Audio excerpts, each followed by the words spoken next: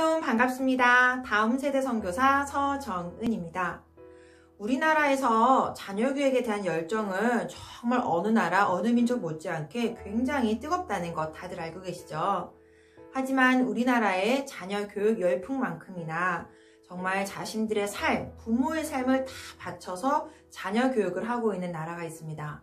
어딘지 아시죠? 유대인들이에요. 그 민족은 정말 놀라운 역사를 지니고 있습니다. 어떤 놀라운 역사라고요? 그쵸? 2500년 동안이나 각 세계 각국에 그 민족들이 흩어져서 살고 있었어요. 거의 한 2500만 명 정도 되는 민족의 수가 정말 세계 각국에 흩어져서 살고 있다가 유대인들이 이스라엘 민족으로 정말 독립된 한 국가로 인정을 받는 순간 세계 각 지국에 있는 자들이 정말 자기의 민족의 문화를 따르기 위하여 민족의 나라를 세우기 위해서 다시 한 번 더 모여들기 시작을 했습니다. 너무 놀라운 사실은요. 그렇게 오랫동안 다른 지역에서 살고 있었음에도 불구하고 그들은 동일한 문화와 동일한 생각과 동일한 교육 방법을 가지고 함께 지내왔다라는 거예요. 이건 정말 굉장히 놀라운 일이거든요. 기본적으로 인류학자들이 발표한 그런 논문들에 보면은 사람이 100년 정도의 시간을 다른 지역에서 지내게 되면은 기본 한 3세대라고 우리가 생각을 하면 될 수가 있어요. 할아버지, 아버지, 나 세대.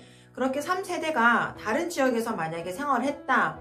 그러면 기본적으로 그들의 민족성이라던가 그들의 기본적인 생활 습관들을 싹 다 바꿀 수 있는 충분한 시간이다 라는 이야기가 있어요. 그런데도 불구하고요. 100년이 아니라 정말 그 이상의 시간들을 각 정말 다양한 민족들 속에서 동화되지 않고 그들만의 고유한 민족 문화성을 가지고서 살아왔다라는 거는 정말 이거는 놀라지 않을 수가 없어요. 거기에 가장 중심되는 것이 바로 말씀 교육이었습니다. 유대인들은 지금도 여전히 시간이 되어지면요. 그들이 어디에 있든지 간에 그 자리에 무릎을 꿇고 하나님이 계신 곳으로 그들 나라가 있는 지역을 바라보면서 기도를 해요. 저도 사실 이제 미국에 잠깐 사는 이제 그런 기회들이 있어서 그곳에서 학교를 좀 다녔었는데요. 거기에 딱 가면은요, 진짜 유대인들은 위에 이렇게 딱 모자를 쓰고 다니고요. 그들이 정말 손목에 뭔가 띠를 메고 다니면서 늘 그것들을 보면서 암송을 하고 기억을 하고 중얼중얼 거리고 다니더라고요. 딱 보니까 아, 저 사람들 유대인이네 라고 좀 알 수가 있었어요. 그런데 진짜 놀라운 거는요, 도서관이었거든요. 정말 넓고 모든 민족의 그런 미국 사람들이 다 함께 모여서 공부하고 있는 그 도서관에 바깥 로비에서 계단 밑에 어딘가에 자리를 잡고서 유대인들 몇몇 학생이 무릎을 꿇고 앉아서 기도를 하고 있더라고요. 어느 누구의 시선도 신경 쓰지 아니하고 그들이 정말 정성껏 하나님께 기도하는 것을 본 적이 있었어요. 그리고 비행기 안에서조차 유대인들은 그 시간이 딱 되니까 그 비행기 좌석 밑에다가 무언가 이제 돗자리 같은 거겠죠? 천을 딱 깔고 그 위에 무릎 꿇고 앉아서 하나님께 기도를 하더라고요. 이러한 민족성을 살릴 수밖에 없었던 그들의 교육, 우리가 이것만큼은 좀 기억을 했으면 좋겠어요. 왜냐? 이게 굉장히 그냥 유대인들이니까 그렇게 하는 거 아니에요. 이게 왜 우리랑 관련이 있는 거예요? 이게 꼭 우리가 자녀들을 교육해야 되는데 닮아가야 될 이유가 있나요? 네, 있습니다. 가장 중요한 것은요. 지금 오늘의 이제 드리고 싶은 포인트 되는 이유가 하나가 있는데 뭐냐면 세대 간의 격차가 없다라는 거예요. 그 말이 뭐냐면 우리 아이들이 곧 사춘기에 접어든 가정들도 있을 것이고 이미 사춘기를 지나간 아이들, 앞으로 사춘기를 기대하면서 두려워하면서 걱정하고 있는 부모님들이 계시잖아요.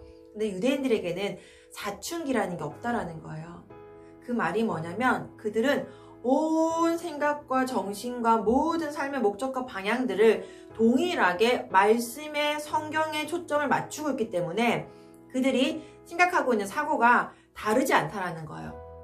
그래서 그들 안에서는 부모님을 대하는 것, 말씀대로 살아가기 때문에 어른을 공경하는 것이 우리 동방예의지국 대한민국보다도 훨씬 더 잘 지켜지고 있다는 거예요. 그거는 그냥 대한민국이기 때문에 우리나라가 모두 다 하기 때문에 좋은 전통으로 사는 것이야 가 아니라 우리의 절대 주권자이신 하나님께서 명령하신 거기 때문에 이것은 반드시 지켜야만 되는 것이야. 이것을 지키지 않으면 나는 죽을 수도 있어 라는 각오를 가지고 자녀들에게 신앙 전수를 하였고요. 그들 역시도 부모님이 하신 말씀이 성경에 나와 있는 말씀이라고 한다면 그 말씀을 목숨을 걸고 지킨다라는 거예요.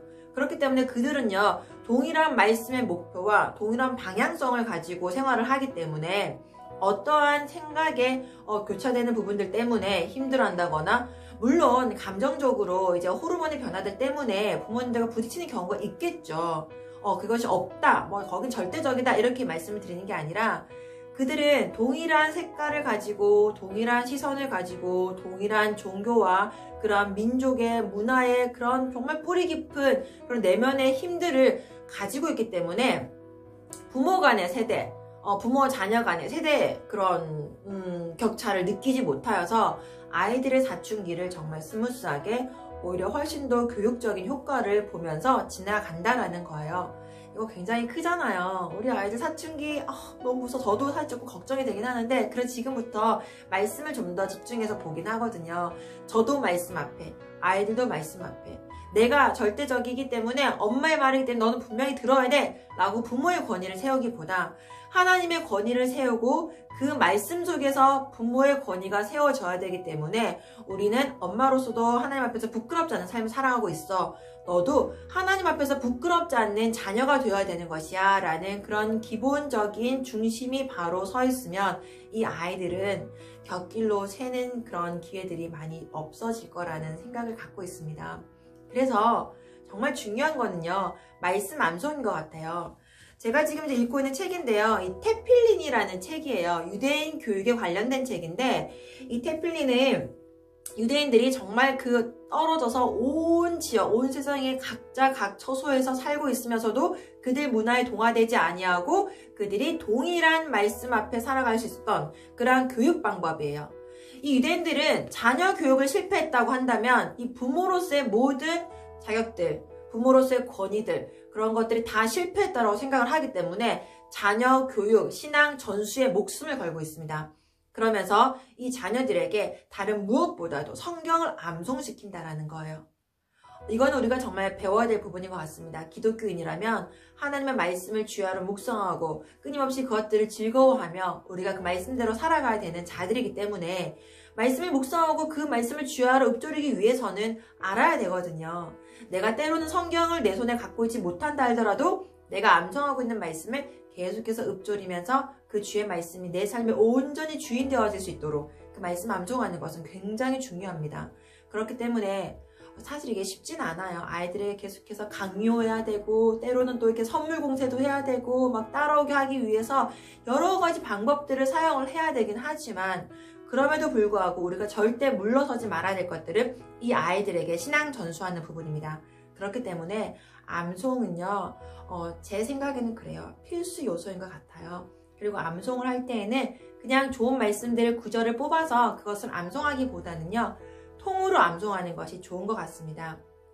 그래서 특별히 초등학생, 중학생 아이들에게 암송을 시킬 때에는 잠언 말씀을 통으로 외우는 것들을 시키면 참 좋은데요. 그거에 대한 여러 가지 좋은 사례들이 참 많이 있어요. 그래서 이 아이들이 처음부터 끝까지 쭉 말씀을 좀 전체적인 맥락을 가지고서 암송을 하게 되면은요, 그렇잖아요. 우리 잠언 1장 1절 말씀, 다윗의 아들 이스라엘 왕 솔로몬의 잠언이라 하면서 지혜와 명철의 말씀을 알게 하고 그 명철의 훈계들을 깨닫게 하고, 하나님께서 정말 어리석은 자들을 또 슬기롭게 하면서 또 젊은 자들에게 그 근신함과 지식을 더하게 하기 위해서, 또 지혜로운 자들의 더 학습이 더하기 위해서 무언가에서 더하고 얻고 주기 위해서 주시는 말씀이거든요. 근데 그 말씀을 내가 믿음으로 붙잡고 암송을 한다면 그 말씀, 하나님의 지혜가 내 삶을 온전히 거룩하게 거듭나서 삶을 인도해 가실 거라는 거예요.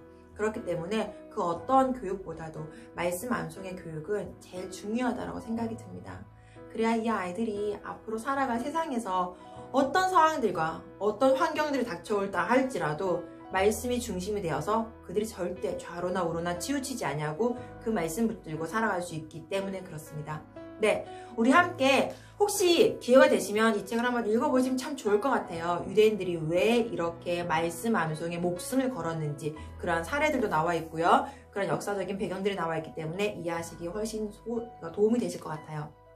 그래서 우리 함께 가정에서부터 아이들 말씀 암송에 좀 더 집중해서 투자하는 그러한 가정들이 더 많아지고 늘어났으면 참 좋겠습니다.